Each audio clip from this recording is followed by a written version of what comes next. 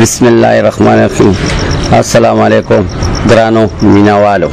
ما لیټینګ پروګرام چې کم دي سوکانو د پاره مخبرېلا چالو کړو عمر بابا لا جری خان بابا لا نادان بابا لا دا پروګرام اول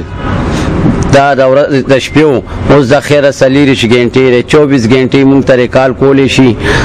تمبو بای هر یو شی بای سہولت پای تاسو ته د یو کال ضرورت ته یو کال ماتو کړی اوس د دینه پس سو قانون پس زمان سہولت پا دے علاقوں را پارا عمومی او ناصر پرلا ترنو فارم لا جگڑا لا پندولا